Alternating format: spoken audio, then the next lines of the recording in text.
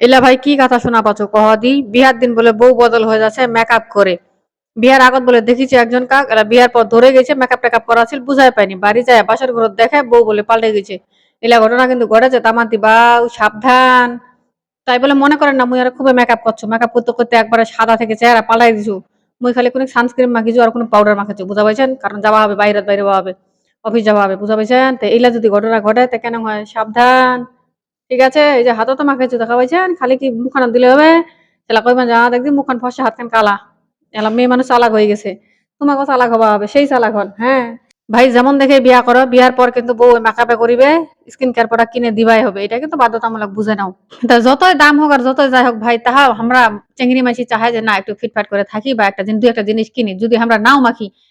অনেক চেংড়ি মাছির মেয়ে মানুষের ঘরত দেখিবেন অনেক জিনিস কিনে থুইছে, যেগুলা জীবনে মাখাও না, পিন্ধেও না, পরেও না, তাহা দেখিবেন কিনে থুইছে। তা আমার স্বভাব হয়েছে অনং, মুই ভাই গেছিনু স্কিন কেয়ার প্রোডাক্ট কিনিবা একটা অনলাইন পেজত, তো মোগলা জিজ্ঞেস করছে আপনার স্কিন টোনটা কেন। মুই এলা করছি মোর স্কিন টোনটা কালাও না হয়, মানে একবারে কুচকুচ যে কালা আছে অনুম কালা না হয়, ওর থেকে কোনো কম কালা, আবার কালা, কিন্তু ফসাও না হুঁ, আবার কোনিক ফসা। এগুলো কহিনু এলা কচ্ছে আপনি কি বললেন এগুলো, আপনার স্কিন কালার কোনটা আমি তো বুঝতেই পারলাম না। আমি বলছি ভাই আমিও বুঝতে পারি না আমার স্কিন কালার কেমন, আপনি যদি বুঝতে না পারেন তাহলে হবে, আমি তো বললামই যে আমি ফসা না, কিন্তু একটু ফসা, আবার কুচকুচে কালা না, ওর তো একটু কম কিন্তু কালা।